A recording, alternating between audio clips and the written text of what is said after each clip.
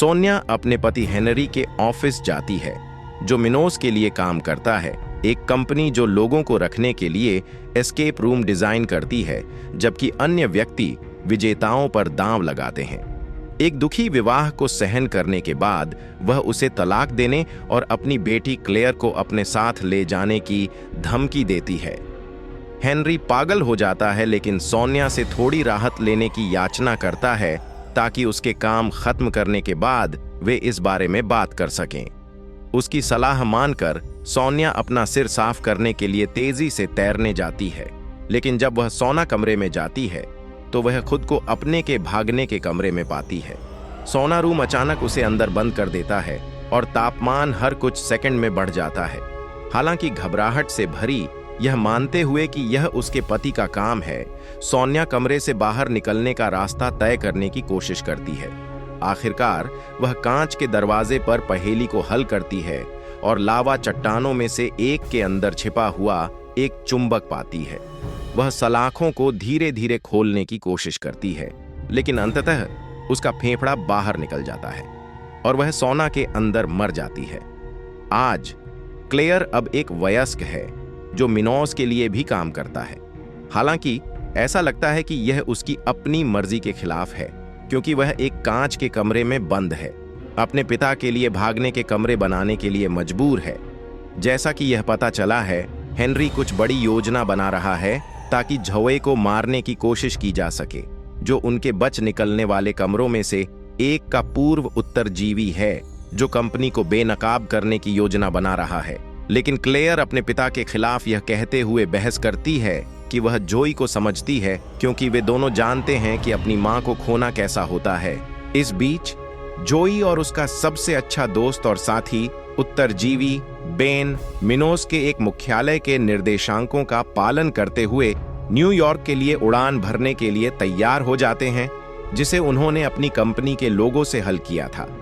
हालांकि बेन जोई को वापस जाने और मिनोस के बारे में पूरी तरह से भूल जाने के लिए समझाने की कोशिश करता है। जोई सभी भीषण हत्याओं को रोकने के लिए उन्हें नीचे ले जाने के लिए अड्डा हुआ है। हालांकि वे नहीं जानते कि उड़ान उनके लिए एक और एस्केप रूम ट्रैप बन जाएगी, जिसका परीक्षण हेनरी द्वारा किए गए सिमुलेशन के साथ यह निर्धारित करने के लिए किया गया था कि बचने की केवल 4% संभावना है। यह जानकर कि जोई को उड़ने में डर लगता है, वह खुश है कि वह न्यूयॉर्क जाने वाली फ्लाइट लेने जा रही है। लेकिन आखिरी समय में जोई को भगदड़ का दौरा पड़ता है और वह पीछे हट जाता है। इसलिए एक विकल्प के रूप में बेन उन्हें न्यूयॉर्क जाने के लिए एक कार किराए पर देता है। निर्देशांकों पर पहुंचने के बाद वे एक गली के भीतर एक उजाड़ इमारत पाते हैं। हालांकि मुख्यालय का कोई संकेत नहीं है। जोई ने बेन से आग्रह किया कि वह जगह के चारों ओर देखे, आश्वस्त कि वह सही है। दुर्भाग्य से उनका सामना एक ठग से होता है, जो जोई का हार चुरा लेता है, जो उसे उसकी मां से मिला था। वे सड़कों पर और सबवे स्टेशन में ठग का पीछा करते हैं, जहां उन्हें एक ट्रेन कार के अंदर फुसलाया जाता है। जैसे ही ठग भागता है, दरवाजे बंद हो जाते हैं, जिससे वे अंदर फंस जाते हैं। सभी उम्मीदें खो जाने के बाद दोनों ने अगले स्टेशन जाने और बिल्डिंग में वापस जाने की योजना बनाई। लेकिन धीरे धीरे बेन और जोई को ट्रेन कार के बारे में कुछ अजीब बात नजर आने लगती है। विशेष रूप से वे अजीब शोर सुनाई देने लगते हैं। इसलिए वे कंडक्टर के स्टेशन की जांच करते हैं और अंदर कोई नहीं पाते हैं।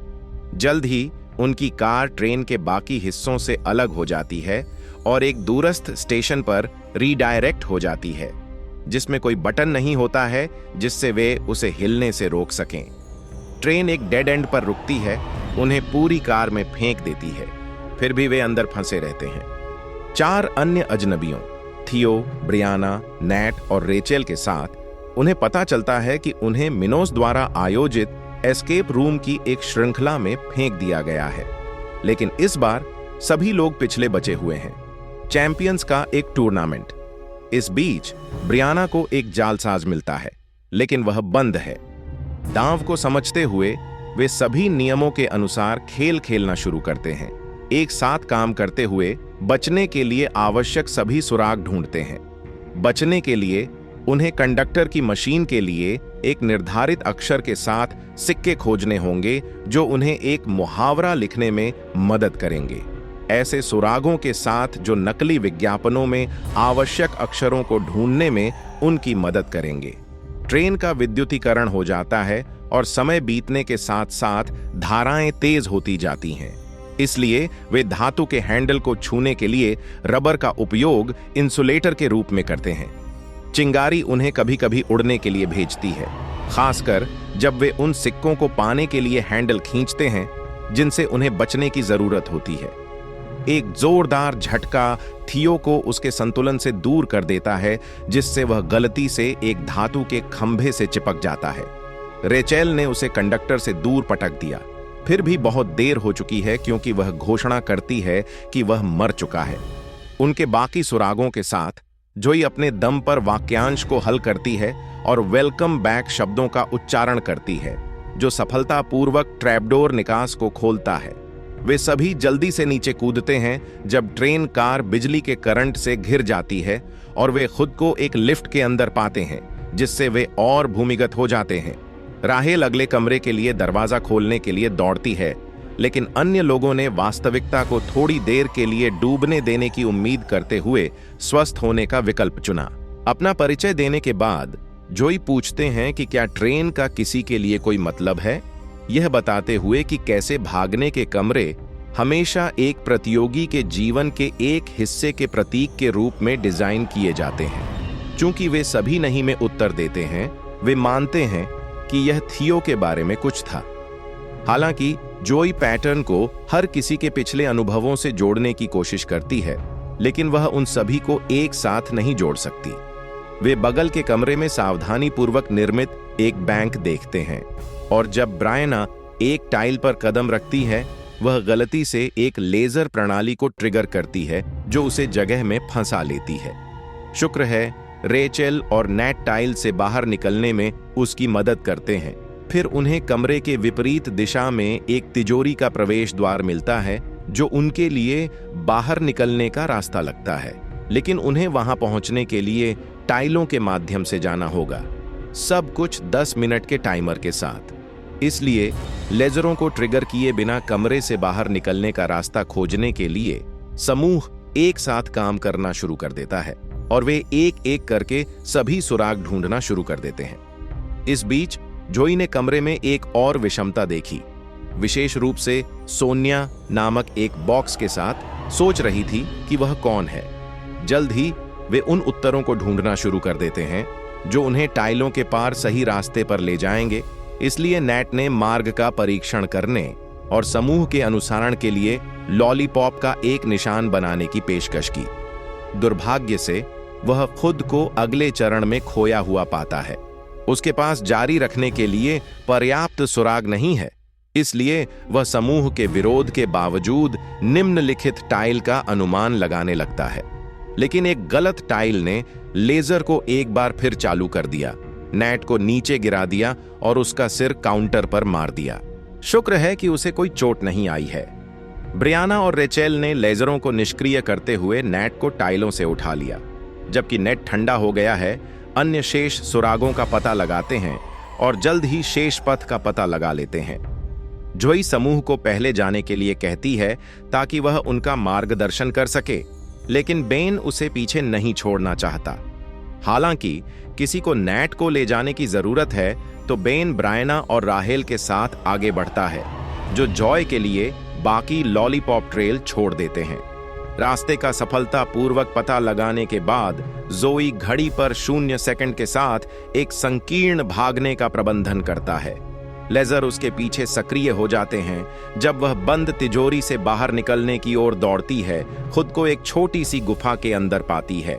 बेन गुस्से में नेट को जगाता है, उस पर चिल्लाते हुए मूर्खतापूर्ण तरीके से कदमों का अनुमान लगाने की कोशिश कर रहा है, जिससे लगभग उनकी मृत्यु हो जाती है। कुछ सेकंड बाद गुफा ढहने लगती है, इसलिए समूह बाहर निकलता है और एक समुद्र तट पर समाप्त होता है।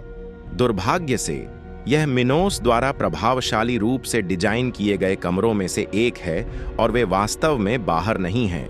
तुरंत वे यह पता लगाने पर काम करते हैं कि कैसे बचा जाए। धीरे धीरे वे रेत पर पाए जाने वाले छोटे छोटे सुरागों के माध्यम से उत्तर को उजागर करते हैं। वे एक मेटल डिटेक्टर का उपयोग एक एंकर को खोजने के लिए करते हैं, जिसकी उन्हें आगे बढ़ने के लिए आवश्यकता होती है, लेकिन भागने के कमरे का जाल सक्रिय हो जाता है जब वे इसे रेत से बाहर निकालते हैं और राहेल इसमें डूब जाता है। एक बार फिर नैट ने अपने शरीर के चारों ओर एक रस्सी बांधकर और राहेल को उठाने के लिए रेत में गोता लगाकर मदद करने के लिए अपनी जान जोखिम में डाल दी। दुर्भाग्य से हालांकि रेचेल खुद को आजाद करने में कामयाब हो जाती है, इससे पहले कि वे नैट को सतह पर वापस खींच सकें, रस्सी टूट जाती है। राहेल वापस जाना चाहती है और नैट को बचाना चाहती है, लेकिन यह बहुत देर हो चुकी है। इसलिए समूह एंकर का उपयोग करके समुद्र तट की झोंपड़ी को जल्दी से खोलता है और उसे अंदर खींचता है, जहां वे एक रेफ्रिजरेटर के अंदर निकास पाते हैं जिसका प्लग गायब है। लाइट हाउस पर पहेली का एक और टुकड़ा सक्रिय हो जाता है, इसलिए जोई उस पर चढ़ने के लिए झोंपड़ी के बाहर जाता है। इसके बाद वह बेन को जानकारी देती है, जो एक डूबते हुए पुतले पर लापता प्लग को सफलतापूर्वक ढूंढता है और उसे झोंपड़ी में वापस लाता है, जहां वे सफलतापूर्वक निकास द्वार खोलते हैं। इस बीच जोई कमरे की सजावट, चंद्रमा में से एक को खोलकर एक वैकल्पिक मार्ग खोजता है। उसे यकीन हो जाता है कि यह खेल से बाहर का रास्ता है। समूह बहस समाप्त करता है, यह सुनिश्चित नहीं है कि कौन बाहर निकलेगा। राहेल फिर जॉय के साथ जाती है, जबकि बेन ब्रियाना को उनके साथ आने के लिए मनाने के लिए पीछे रहता है। लेकिन जब उनका समय समाप्त हो रहा था, बेन ब्रियाना को झोंपड़ी में छोड़कर लाइट हाउस की ओर तेजी से जाता है। जब वह अंत में समूह के साथ आने का फैसला करती है, तो झोंपड़ी उसे अंदर फंसा लेती है। उसके पास वास्तविक निकास से गुजरने के अलावा कोई विकल्प नहीं बचता है, जबकि जोई, रेचेल और बेन वैकल्पिक भागने के रास्ते के लिए जाते हैं। हालांकि बेन रेत में गिर जाता है जब एक सीढ़ी का टुकड़ा टूट जाता है और वह बाहर नहीं निकलता है। जोई और रेचेल निकास द्वार से बाहर निकलकर सीवर प्रणाली में जाते हैं। रेचेल जोई को दिलासा देती है जब वह टूट जाती है, उसे याद दिलाती है कि यदि वे हमेशा के लिए एस्केप रूम से मुक्त होना चाहते हैं तो उन्हें मिनोस को रोकने की आवश्यकता है। वह यह भी बताती हैं कि बाकी के लोगों ने बेन और जोए के विपरीत खेल में वापस जाने का विकल्प नहीं चुना, फिर भी वे पाए गए। बाद में दोनों को सड़क का शोर सुनाई देने लगता है, इसलिए वे खुशी खुशी एक सीढ़ी के पीछे शहर की सड़कों पर चले जाते हैं। हालांकि उनकी खुशी तब कम हो जाती है जब वे भागने की उम्मीद में एक घबराई हुई ब्रायना को अपनी ओर दौड़ते हुए देखते हैं। जैसा कि यह पता चला है, वे अभी भी खेल के अंदर हैं। ब्रायना उन्हें वर्तमान स्थिति पर यह कहते हुए पकड़ लेती है कि जब भी टाइमर खत्म होता है तो तेजाब की बारिश होती है और उन्हें एक बोडेगा की चाबियां खोजने की आवश्यकता होती है। हालांकि वे किसी तरह गेट खोलने का प्रबंधन करते हैं, यह बंद दरवाजों के एक और सेट को प्रकट करता है।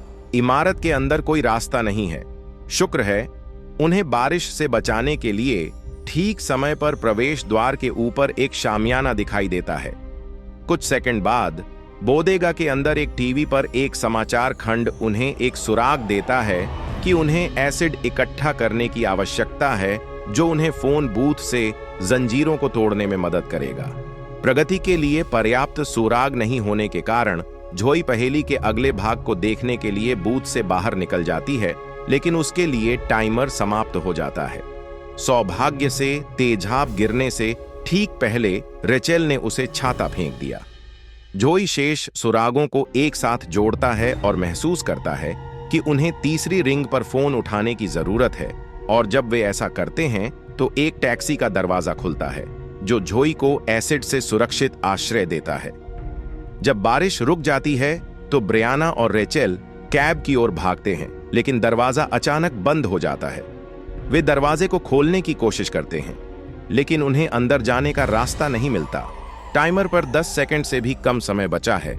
राहेल अपने भाग्य को स्वीकार करती है और ब्रायना को सांत्वना देती है, उसे पकड़े हुए, क्योंकि एसिड रेन उन्हें मार देती है। इस बीच पिछली सीट जोई को क्लेयर की जेल के बाहर ले जाती है, जो भागने में उसकी मदद की याचना करती है।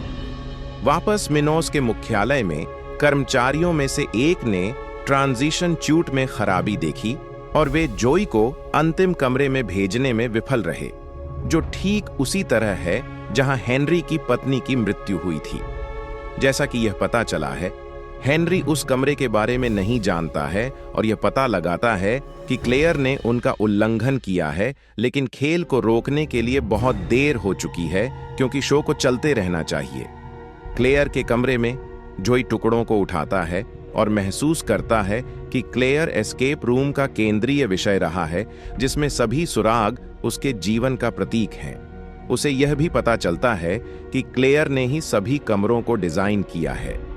जोई उस पर चिल्लाती है और उसे कातिल कहती है, लेकिन क्लेयर जॉय का विश्वास हासिल करने की कोशिश करती है, यह दिखाकर कि उसने वास्तव में बेन को बचाया था, समुद्र तट पर रेत के नीचे एक एक्सट्रैक्टर टैंक बनाया था और उसे सुरक्षित स्थान पर ले गई थी।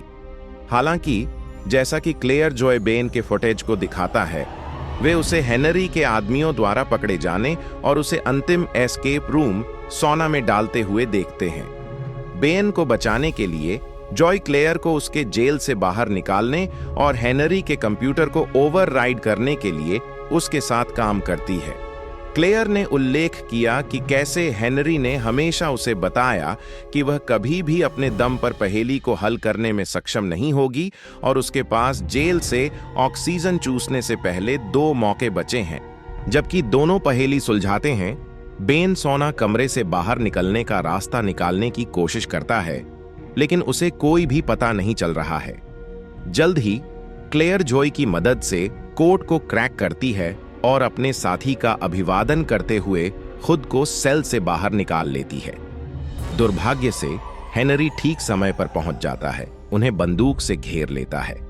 हालांकि क्लेयर के साथी ने अपने बंदूक से हेनरी को गोली मार दी, जिससे क्लेयर को उसे सेल के अंदर धकेलने और उसे बंद करने का मौका मिल गया। हेनरी को हिरासत में लेने के बाद क्लेयर और जॉय एस्केप रूम को ओवरराइड करने और बेन को बचाने के लिए अपने कंप्यूटर पर दौड़ते हैं। कमरे को निष्क्रिय करने के बाद क्लेयर ने जॉय को हेनरी की कार की चाबियां दी और उसे बताया कि उसने मुख्यालय के लिए सही निर्देशांक प्राप्त किए हैं। क्लेयर ने खुलासा किया कि उसने कर्मचारियों को उनके कार्यालयों में बंद कर दिया है और जब वह वहां से दूर हो जाएगी तो वह पुलिस को फोन करेगी।